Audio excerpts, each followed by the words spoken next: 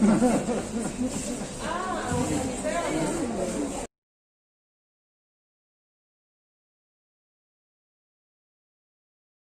le maillot des Bleus de France, hors des stades, c'est un auteur et un leader d'opinion. Il a créé une fondation qui porte son nom dans le but d'apporter sa pierre à la construction d'un monde sans racisme, sans exclusion de par la couleur de peau. Il est parrain de cette première édition des ateliers Vita. Mesdames et messieurs, des ovations pour M. Guillaume Thuram.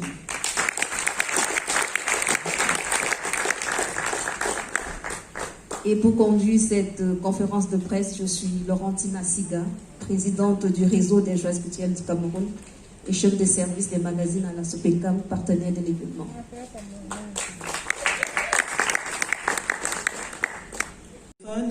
Par des vidéos, par des images.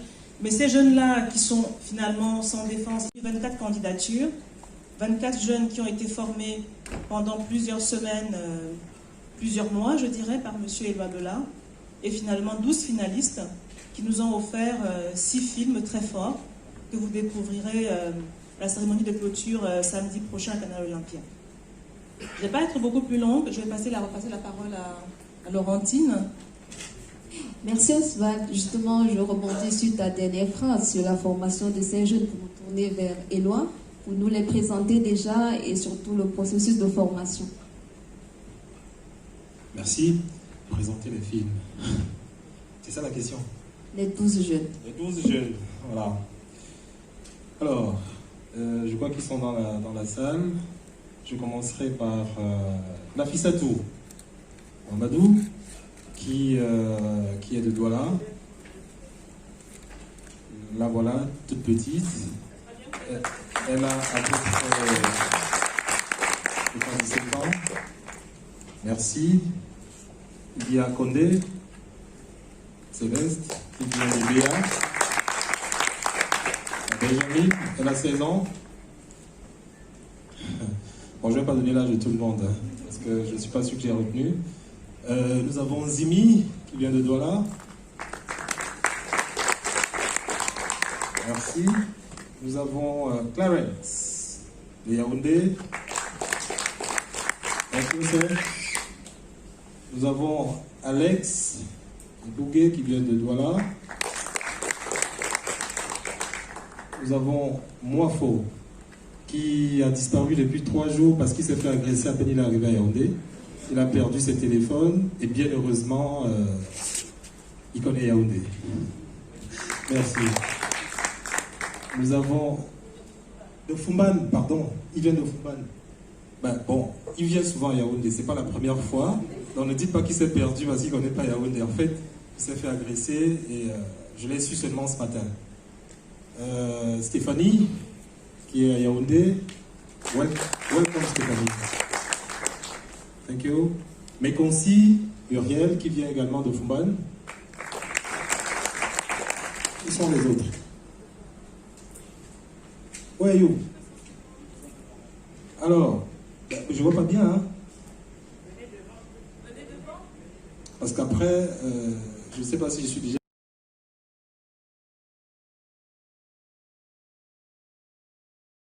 Bonjour, hein, et félicitations. Je pense que c'est très important lorsque vous êtes jeune, que vous soyez accompagné par des adultes pour que vous puissiez juste réaliser vos rêves et essayer de croire en vous. Parce que je pense que le plus beau cadeau qu'on puisse faire à un enfant, c'est qu'il puisse développer une très très bonne estime de lui et qu'il se dit « je suis capable de beaucoup plus que je le pensais ».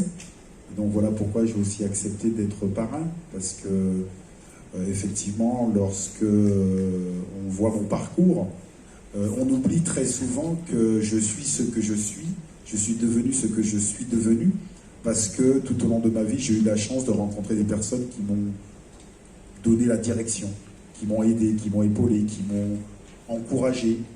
Et dès mon départ en Guadeloupe, d'ailleurs, enfant, et c'est pour cela que je pense que parfois, lorsque vous pouvez être parrain, pour juste signifier que vous aussi, vous avez en vous des choses peut-être que vous ne le savez même pas. Et donc voilà pourquoi j'ai accepté volontiers d'être parrain. Alors vous arrivez malgré Corona? Ben écoutez, oui, effectivement, il y a certaines personnes qui ont essayé de me décourager en me disant tu vas au Cameroun, t'es sérieux?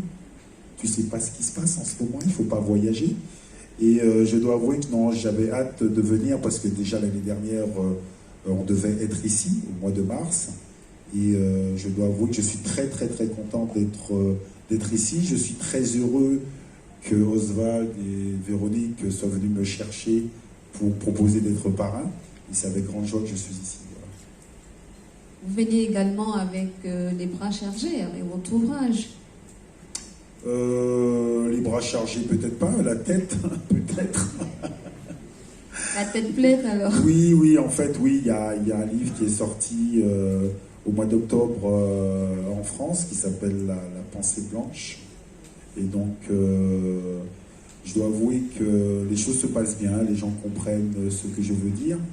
Et c'est vrai que quand je suis, par exemple, au Cameroun, je regarde autour de moi et je regarde ce qu'il y a comme pensée blanche aussi. Voilà.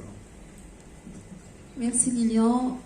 Je vais passer la parole aux confrères qui auraient des questions. Vous levez la main.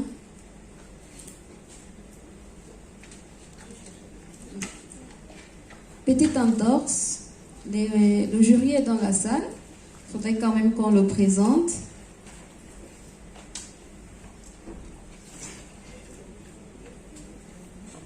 Les membres du jury. Il y a un micro là.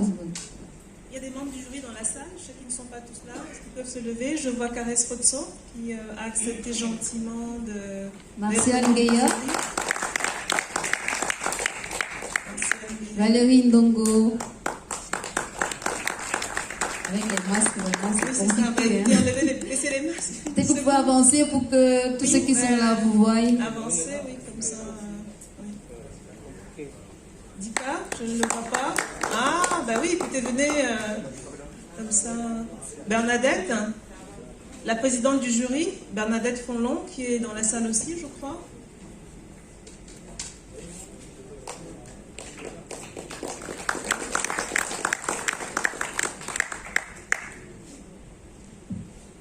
Voilà. Alors, il manque une dernière membre du jury qui est à Douala, qui va nous rejoindre lors des visionnages, qui est Diane Audrey-Ngako, et qui va se joindre à l'équipe.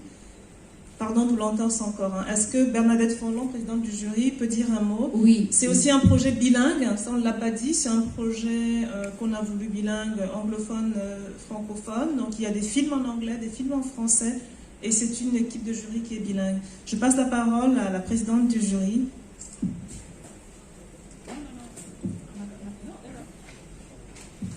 Good afternoon once more. Welcome. I'm very excited to be here because I'm a young filmmaker, and this opportunity to preside over this event was given to me, and I'm really excited to watch the films that were produced and directed by this. Des enfants qui m'ont insulté sur ma couleur, donc je me suis demandé mais qu'est-ce qui se passe? Et depuis l'âge de 9 ans, effectivement, j'essaie de mieux comprendre le racisme, j'essaie de dire aux gens que c'est pas naturel et que s'il y a une histoire du racisme en fait. Et donc il est important de connaître cette histoire-là pour mieux comprendre ce qui se joue autour de nous.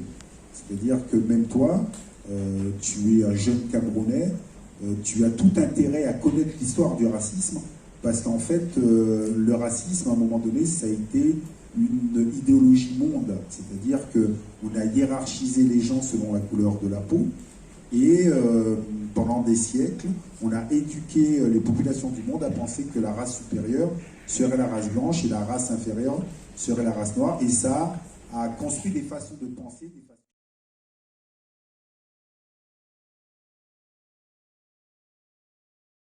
Moi, vous croyez au Jésus blanc? Il me dit, bah oui. Je dis, bah, c'est une blague. Il me dit, bah, vous savez, après Dieu, il y a les blancs. Et moi, je me dis, attendez, vous êtes sérieux ou pas? Et là, il y avait un de ses collègues, et je lui raconte l'histoire. Je lui dis,